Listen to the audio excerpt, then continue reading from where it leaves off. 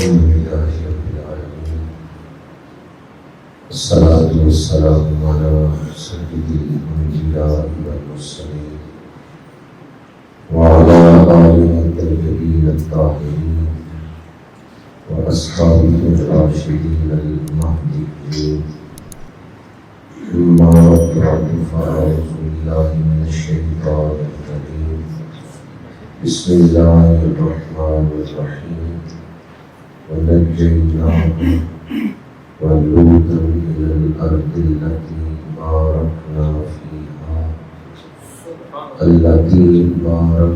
فيها للعالمين صدق الله مولانا العظيم إن الله وملائكته يصلون على النبي يا أيها الذين آمنوا صلوا عليه وسلموا تسليما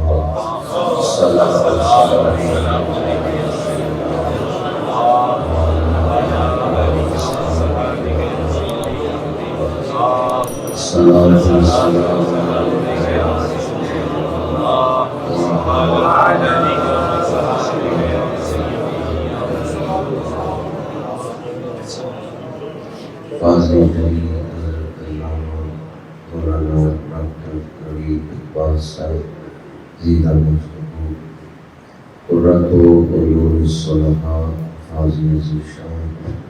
حضرت علامہ مولانا صاحبزادہ سہیل احمد صاحب عزیز الشرف فاضل نوجوان حضرت علامہ مولانا حفیظ الرحمان صاحب عزیز الشرف انتہائی قابل احترام علماء کرام مہمانان ذی وقار برادران اسلام حاضرین و سامعین، اللہ کریم کا شکر ہے جس نے ہمیں قرآن پاک کے فیوزات و برکات سے مستفید ہونے کے لیے درس قرآن پاک کی اس بابرکت محفل میں حاضری کی توفیق عطا فرمائی ہے۔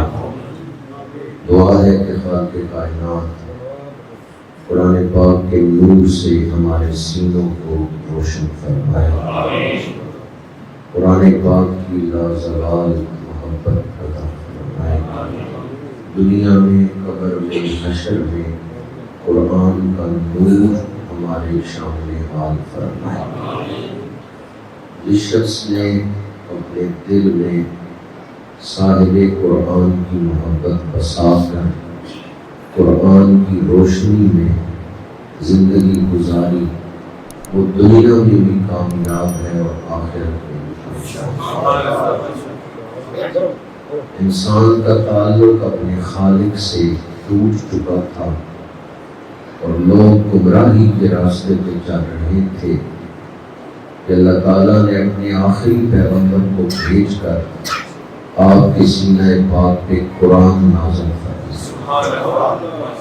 پھر 23 سال کے مختصر عرصے میں حضور نے لوگوں کا ٹوٹا ہوا تعلق رب سے جوڑ دیا۔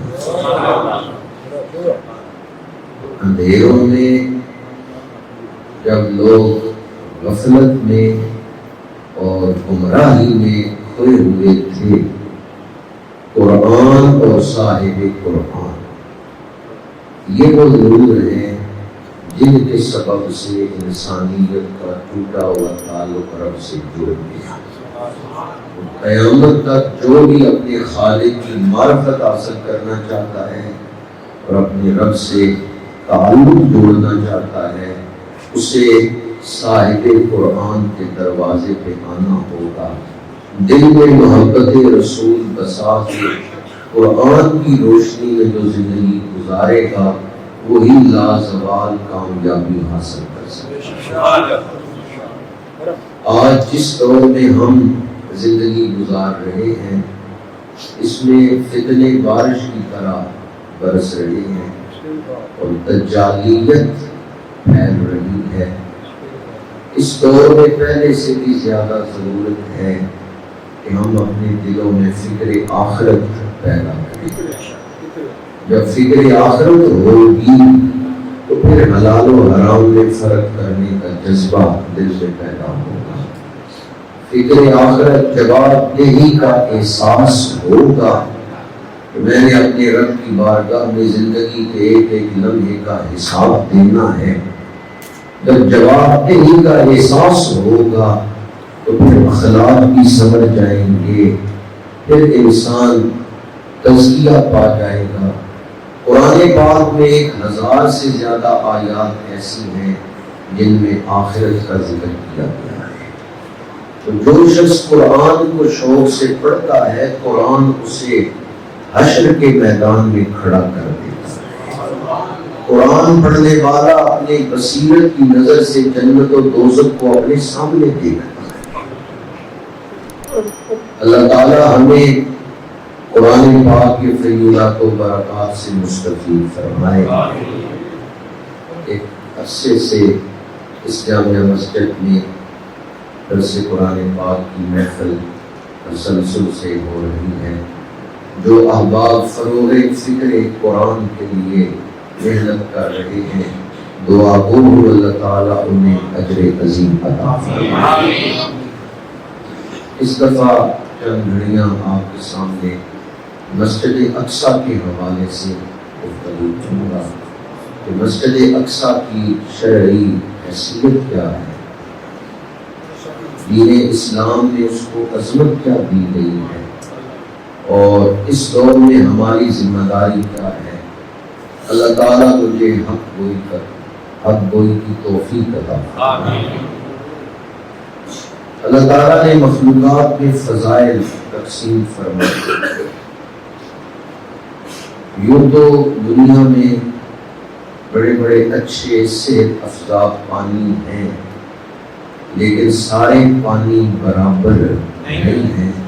آب زمزم کی شان زیادہ ہے، اور پھر آب زمزم میں بھی آب زمزم سے زیادہ شان اس پانی کی ہے جو حضور کی مبارک انگلیوں سے جاتی ہے. تو سارے پانی برابر. ہفتے میں 7 دن ہیں، سارے دن برابر نہیں ہیں. جمعۃ المبارک کے دن ایک گھڑی ایسی آتی ہے جس میں دعا قبول ہوتی ہے، اس لیے جمعۃ المبارک کو سید الایام کہا گیا. راتیں بڑی شان رکھتی ہیں. ہر رات کے آخری حصے میں قبولیت کی گھڑی آتی ہے، ہر رات کے آخری حصے. تو ہر رات ہی اس حوالے سے شان والی ہے، لیکن جو شان لیلۃ القدر کی ہے وہ عام راتوں کی نہیں. کہنے کو وہ ایک رات ہے لیکن 1000 مہینے سے افضل ہے. دنیا میں بڑے بڑے قیمتی پتھر ہیں، پر جو شان حجر اسود کی ہے، جو شان مقام ابراہیم کی ہے، وہ نیلم اور پخراج کی نہیں ہے. تو اللہ کریم نے فضائل تقسیم فرمائے. اسی طرح زمین کے سارے ٹکڑے یہ بھی برابر نہیں. میرے آقا کریم صلی اللہ علیہ وآلہ وسلم سے پوچھا گیا، یا رسول اللہ صلی اللہ علیہ وسلم، دنیا میں سب سے پہلے اللہ کی عبادت کے لیے کون سا گھر بنایا گیا؟ تو آپ نے فرمایا بیت اللہ شریف، کعبہ شریف. یہ پہلا گھر اللہ کی عبادت کے لیے بنایا گیا. یا رسول اللہ، اس کے بعد دوسرے نمبر پہ کون سا گھر اللہ کی عبادت کے لیے بنایا گیا؟ فرمایا بیت المقدس. فلسطین میں جو بیت المقدس ہے یہ دوسرا گھر ہے جو اللہ کی عبادت کے لیے بنایا گیا. اللہ تعالیٰ نے فلسطین کی سرزمین کو ایک خاص فضیلت عطا فرمائی ہے. کم و بیش 1000 انبیاء کرام کے مزارات مسجد اقصیٰ کے ارد گرد. 1000 انبیاء کرام کے مزارات. اور ویسے تاریخ پڑھ کے دیکھیں تو جلیل القدر پیغمبر بیت المقدس کے دامن میں پروان چڑھتے رہے. یہاں انہوں نے بچپن گزارا، یہاں ان پر اللہ کا کلام نازل ہوتا رہا. اور شب معراج کم و بیش 1.25 نبیوں کے قدم اس زمین نے چومے، تمام نبیوں کے قدم اس زمین نے چومے۔ قرآن پاک میں 5 آیتیں ایسی ہیں جن میں اللہ کریم نے صراحتاً اس سرزمین کے لیے برکت کا لفظ بولا ہے کہ ہم نے زمین کو برکتیں عطا فرمائیں۔ صراحتاً برکت کا لفظ قرآن کی آیت میں آئے۔ 5 آیتیں ایسی ہیں، سورہ مبارکہ الاعراف کی آیت نمبر 147، سورہ انبیاء کی آیت نمبر 71 جو بھی میں نے خطبہ میں تلاوت کی ہے، اور 10 آیتیں آگے جائیں تو سورہ انبیاء کی آیت نمبر 81، سورہ سبا کی آیت نمبر 18 اور سورہ بنی اسرائیل کی پہلی آیت۔ یہ وہ 5 مقامات ہیں جہاں اللہ کریم نے قرآن پاک میں مسجد اقصی والی سرزمین کے لیے برکت کا لفظ استعمال فرمایا۔ اور جو آیت میں نے خطبہ میں پڑھی ہے سورہ انبیاء کی آیت نمبر 71، اس میں تو کمال انداز میں زمین کی شان بیان کی ہے، التی بارکنا فیہا للعالمین، اس زمین پہ ہم نے عالمین کے لیے برکتیں رکھی، یعنی صرف زمین والے ہی اس سے برکتیں نہیں حاصل کر رہے، بارکنا فیہا للعالمین، عالمین کے لیے، تمام جہانوں کے لیے اس زمین پہ ہم نے برکتیں رکھی۔ اور ایک آیت بنی اسرائیل سورہ مبارکہ کی پہلی آیت آپ اکثر سنتے ہیں، سبحان الذی اسری بعبدہ لیلا من المسجد الحرام الی المسجد الاقصی الاقصی الذی بارکنا حولہ، وہ مسجد اقصی جس کے ارد گرد ہم نے برکتیں رکھی۔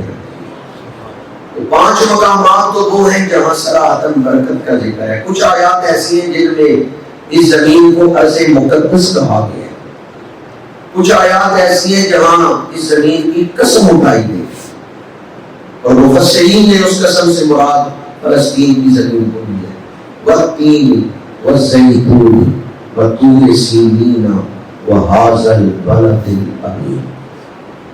حضرت عبداللہ بن عباس رضی اللہ تعالی عنہما فرماتے ہیں والتین سے مراد علاقہ شام کی قسم، والزیتون علاقہ فلسطین کی قسم، وطور سینین مصر میں صحرائے سینا کی قسم جس میں کوئی طور ہے، وہذا البلد الامین اور اس امن والے شہر مکہ کی قسم۔ وہ 4 علاقے جن میں 4 آسمانی کتابیں نازل ہوئی ہیں، ان 4 علاقوں کی قسم اٹھائی گئی۔ آسمان سے جتنا علم نازل ہوا ہے اس سارے علم کی قسم اٹھا کے فرمایا لقد خلقنا الانسان فی احسن تقویم، ہم نے انسان کو سب سے خوبصورت شکل میں پیدا۔ حضرت عبداللہ بن عباس رضی اللہ تعالیٰ عنہ فرماتے ہیں والزیتون سے مراد فلسطین کی قسم ہے۔ تو قرآن پاک میں اللہ کریم نے مسجد اقصی کا ذکر بھی کیا ہے، اور مسجد اقصی جس سرزمین پہ ہے اسے برکتوں والی زمین قرار دیا ہے۔ حدیث پڑھ کے دیکھیں، یہ حدیث پاک ہم سب کو یاد ہونی چاہیے۔ سنن ابن ماجہ میں حدیث پاک ہے، آقا کریم صلی اللہ علیہ وسلم نے ارشاد فرمایا جو شخص اپنے گھر میں اکیلے نماز ادا کرے اسے ایک نماز پہ ایک نماز کا ثواب بھی ملے گا، جو محلے کی مسجد میں تنہا نماز پڑھے اسے ایک نماز پہ 25 نمازوں کا ثواب ملے گا، اور جو محلے کی مسجد میں با جماعت نماز ادا کرے اسے ایک نماز پہ 27 نمازوں کا ثواب ملے گا، اور جو جامعہ مسجد میں نماز ادا کرے جہاں نماز جمعہ ادا کی جاتی ہے، جو جامعہ مسجد میں نماز ادا کرے اسے ایک نماز پہ 500 نمازوں کا ثواب ملتا۔ اس حدیث میں آگے حضور نے ارشاد فرمایا کہ جو مسجد اقصی میں نماز ادا کرے اسے ایک نماز پہ 50,000 نمازوں کا ثواب ملتا۔ مسند امام احمد میں احادیث ہیں مسجد اقصیٰ کے فضائل میں، ان میں 1000 نمازوں کا ثواب بھی ہے، 10,000 نمازوں کا ثواب بھی ہے۔ ابن ماجہ کی حدیث میں مسجد اقصیٰ کی ایک نماز پر 50,000 نمازوں کا ثواب ہے۔ المستدرک میں حدیث پاک ہے، حضرت ابو ذر غفاری رضی اللہ تعالی عنہ نے عرض کیا، یا رسول اللہ صلی اللہ علیہ وسلم، مسجد اقصیٰ اور مسجد نبوی ان دونوں کی نماز میں ثواب کا فرق کتنا ہے؟ کیونکہ مسجد اقصیٰ کی نبیوں کی مسجد ہے، وہاں بھی انبیاء نمازیں پڑھتے ہیں، وہ بھی انبیاء کی مسجد ہے، اور مسجد نبوی یا رسول آپ کی مسجد ہے۔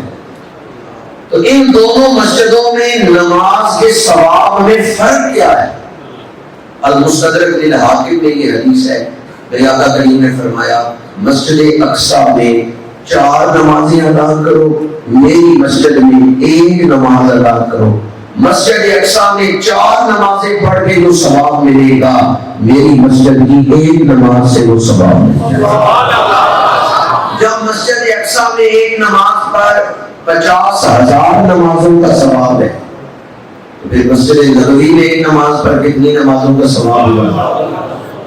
جی ماشاءاللہ 2 لاکھ نمازوں کا ثواب۔ اللہ تعالیٰ ہمیں معافی عطا فرمائے اور ہمارے لیے حرمین کے دروازے کھول دے، اور پہلے کی طرح ہمیں بار بار حاضری نصیب ہو۔ بڑی خوش نصیبی ہے اس زمین پہ سجدے دینا، جہاں بندہ سجدہ دیتا ہے وہ زمین کی آمد کے دن اس کے ایمان پر گواہی ہے، جس کی گواہی مسجد نبوی ہے۔ جس وقت میرے آقا کریم مسجد اقصیٰ کی نماز کے فضائل بیان کر رہے ہیں، بعض تفسیر کی کتابوں میں ہے کہ جو آدمی وضو کر کے مسجد اقصیٰ جائے، مفسرین نے اس روایت کو نقل کی ہے، ان کے پاس یقیناً اس کا حوالہ ہوگا۔ مفسرین نے لکھا ہے کہ جو آدمی وضو کر کے مسجد اقصیٰ نماز پڑھنے جائے اس نیت سے کہ اللہ مجھے بخش دے، جب وہ مسجد اقصیٰ سے نماز پڑھ کے باہر نکلے گا ایسے ہوگا جیسے آج ہی ماں کے پیٹ سے پیدا۔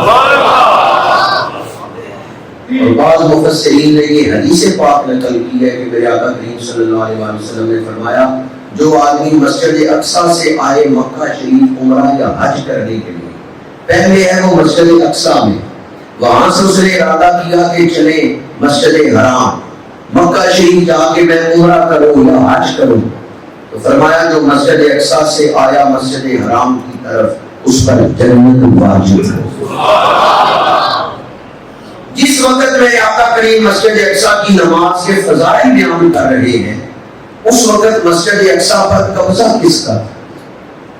فلسطین میں حکومت کس کی تھی؟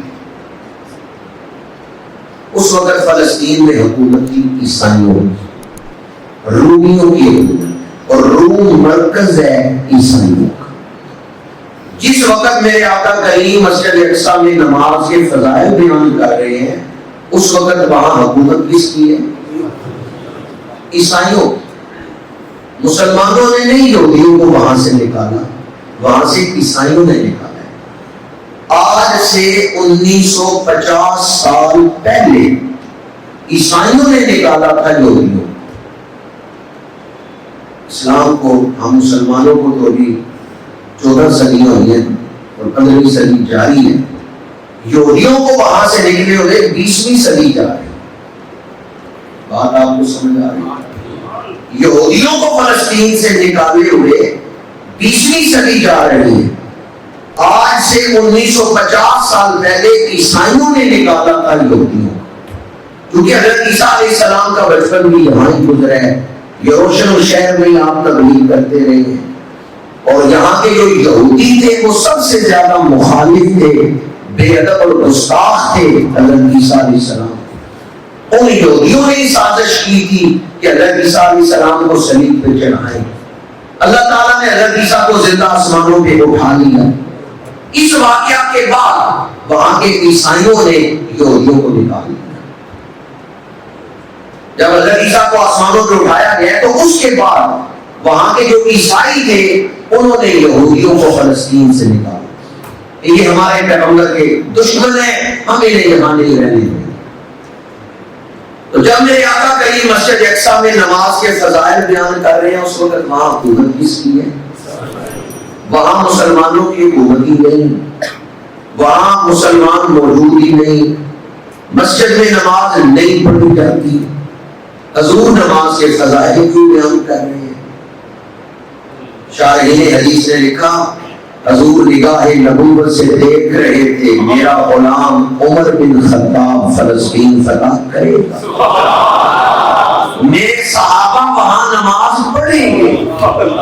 تو جب میرے صحابہ وہاں نماز پڑھیں گے ان کے ذہن میں یہ سوال آئے گا مسجد بڑی شان والی ہے، یہاں ہم نے نماز پڑھی ہے، اس نماز کا ثواب کتنا ہے؟ سوال تو کئی سال بعد پیدا ہوگا، میں اللہ کا نبی آج ہی جواب بتا رہا ہوں۔ شارحین حدیث لکھتے ہیں اس لیے حضور نے پہلی فضائل بیان کر دیے کہ جب فاروق اعظم فلسطین فتح کریں گے، صحابہ وہاں نمازیں پڑھیں گے، اس وقت ذہن میں سوال آئے گا اس مسجد میں نماز کا ثواب کتنا ہے؟ میں اللہ کا نبی پہلے ہی ثواب بیان کرتا۔ حضور نے مسجد اقصیٰ میں ثواب نماز کی فضیلت بیان کر کے پیشن گوئی کر دی تھی کہ فلسطین فتح ہوگا تم نمازیں پڑھو گے، مجھ سے اس کی فضیلت سن لو۔ میرے آقا کریم کا علم، شارحین نے اس حدیث سے بھی حضور کا علم بیان کیا ہے۔ حضرت سیدنا فاروق اعظم عمر بن خطاب رضی اللہ تعالی عنہ کے دور میں ایران فتح ہوا، عراق فتح ہوا، لیکن آپ مدینہ منورہ سے باہر نہیں نکلے، مدینہ منورہ بیٹھ کے ایران فتح کیے، مدینہ منورہ بیٹھ کے عراق فتح کیے۔ کیا تدبر ہے حضرت فاروق اعظم۔ لیکن جب فلسطین فتح کرنے کی باری آئی تو آپ خود تشریف لے گئے فلسطین۔ عیسائیوں کا مطالبہ تھا کہ امیر المومنین خود آئیں تو ہم جنگ کے بغیر مذاکرات کے ذریعے بھی اس شہر کی کنجیاں مسلمانوں کے خلیفہ کے سپرد کر دیں۔ مذاکرات تو میں آپ کو بعد میں سناتا ہوں، پہلے ہم سارے حضرت فاروق اعظم کی عظمت کو سلام پیش کرتے ہیں۔ آج بڑے یاد آ رہے ہیں امیر المومنین خلیفۃ المسلمین امام العادلین متمم الاربعین سیدنا فاروق اعظم عمر بن خطاب رضی اللہ تعالیٰ عنہ کیوں یاد آ رہے ہیں کہ 60 اسلامی ملکوں کے حکمران مل کر وہ کام نہیں کر سکے جو اکیلے فاروق اعظم نے کر سکے۔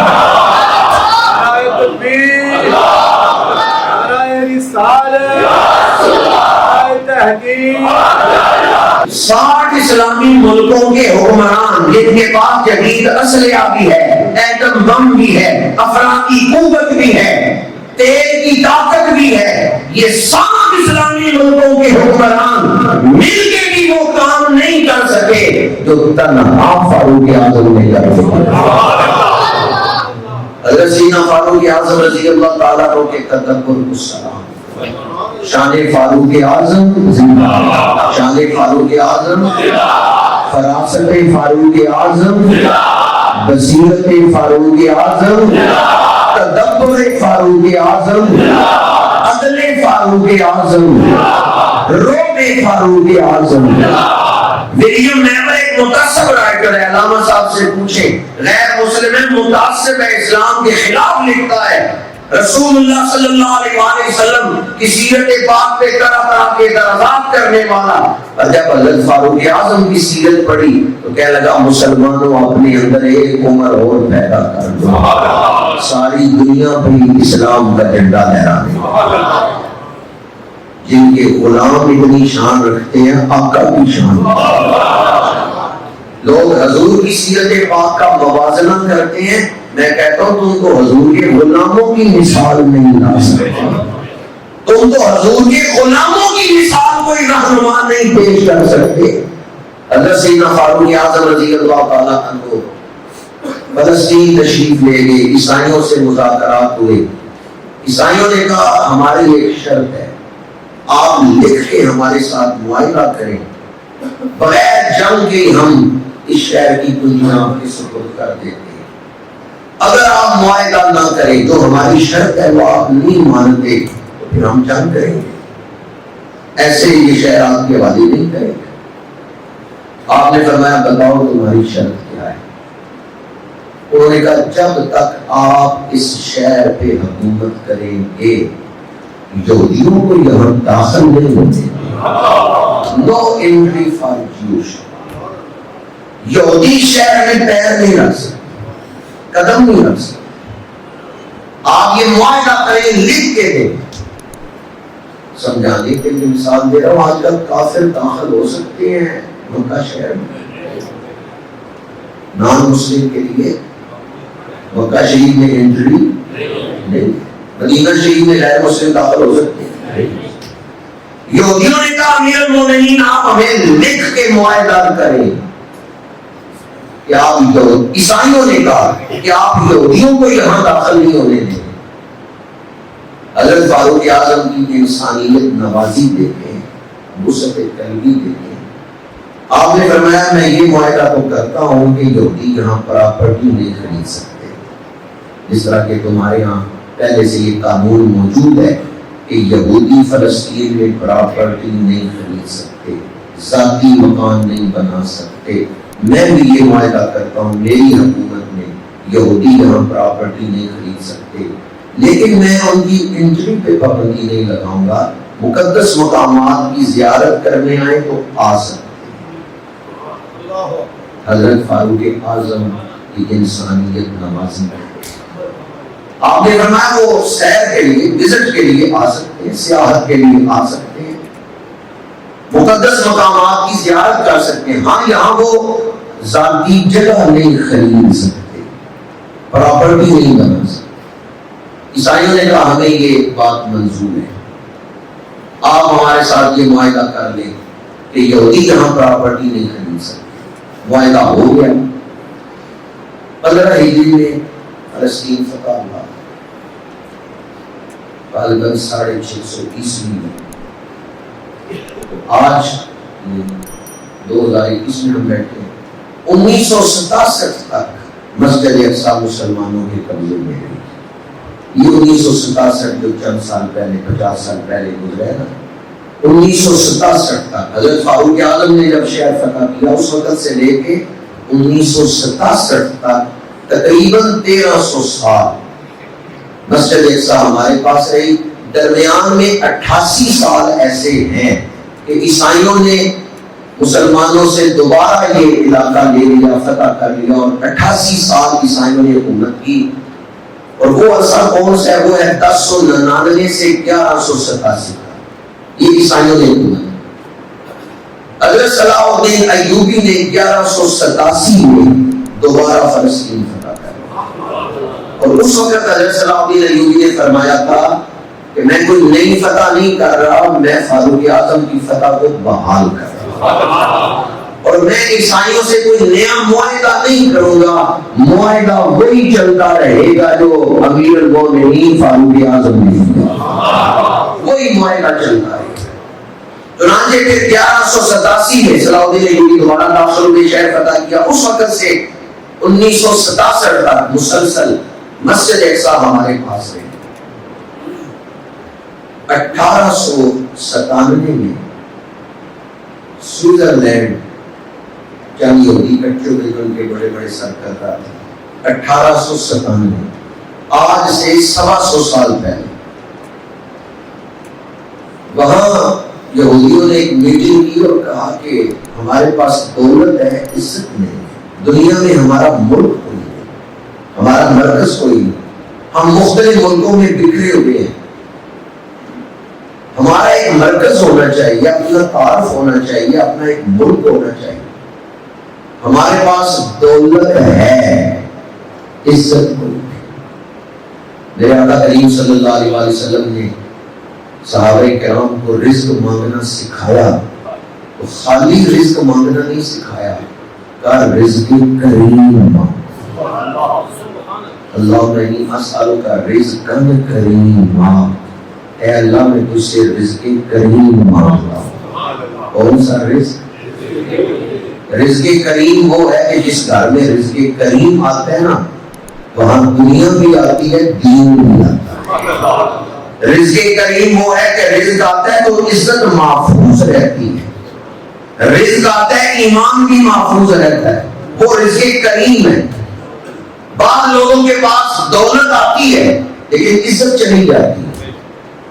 وائفوں کے پاس دولت بڑی ہے، عزت نہیں۔ ڈاکوؤں کے پاس دولت ہے، عزت نہیں۔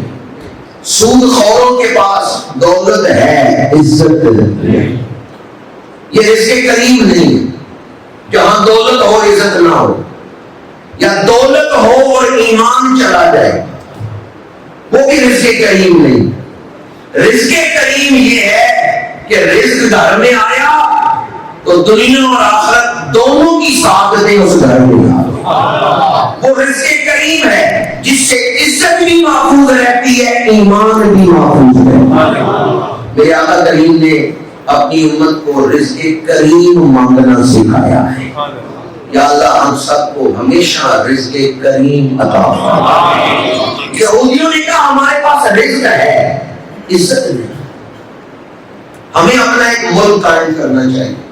وفد تیار ہوا، مسلمانوں کے خلیفہ سے ملتے ہیں۔ اس وقت فلسطین میں ترکی کی حکومت تھی، خلافت عثمانیہ، سلطان عبدالحمید ترک محمود۔ یہودیوں کا وفد 1901 میں سلطان عبدالحمید ترک محمود سے ملا اور کہا خلافت عثمانیہ کے جتنے قرضے ہیں وہ سارے ہم ادا کرتے ہیں، تو ہمارا ایک کام کر دو، فلسطین میں ہمیں پراپرٹی خریدنے کی اجازت دے دو۔ سلطان عبدالحمید ترک محمود کو جلال آ گیا، کہا میری زندگی میں تم وہاں پراپرٹی نہیں خرید سکتے، میری ہمت نہیں، جرأت نہیں کہ میں وہ معاہدہ توڑوں جو فاروق اعظم نے کیا، جس کی توثیق صلاح الدین ایوبی نے کی۔ میں اس معاہدے کو توڑ نہیں سکتا، میں اپنے اسلاف کی بات کا پہرا دیتا رہوں۔ کیسے لوگ تھے جنہیں خیال تھا کہ ہمارے بزرگوں نے وعدہ کیا کیا، کیسے لوگ۔ آج کل تو بیٹا باپ کو کہہ دیتا ہے پتا یہ تھوڑا زمانہ اور اسی ساڑھا وقت ہو رہے ہیں، وہ سمجھ لیں۔ وہ یہ کہہ کے جان ہی چھڑا لیتا ہے کہ اب میں آپ کی باتوں کا یا باپ دادا کی باتوں کا میں ذمہ دار نہیں۔ سلطان عبدالحمید ترک محمود تیری قبر پہ اللہ کرو رحمت۔ عاشق رسول کے سلطان عبدالحمید ترک محمود کہا میں وہ وعدہ نہیں توڑ سکتا جو امیر المومنین فاروق اعظم نے کیا، جس کی توثیق صلاح الدین ایوبی نے کی تھی۔ میرے اندر ہمت اور جرأت نہیں ہے کہ میں ان کے کیے ہوئے وعدے کو توڑوں۔ ہاں میری لاش کو زمین پہ گرا کے ہی تم فلسطین میں اپنے لیے جگہ لے سکتے۔ اللہ تعالی ہمیں اپنے اسلاف کے وعدے نبھانے کی توفیق دے۔ اس طرح حکومتوں میں اپوزیشن ہوتی ہے، اس طرح خاندانوں میں بھی، گھروں میں بھی اپوزیشن ہوتی ہے۔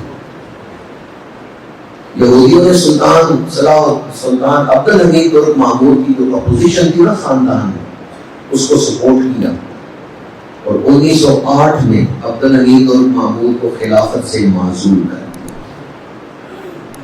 اپوزیشن کو لے آئے۔ لیکن اس سے پہلے کہ وہ اپنے مقصد میں کامیاب ہوتے، عالمی جنگ لگ گئی، انگلینڈ اور جرمنی کی لڑائی شروع ہو گئی۔ ترکی جرمنی کے ساتھ ہے، جب خلافت عثمانیہ جرمنی کے ساتھ ہے تو سارا عالمی اسلام اس کے ساتھ تھا۔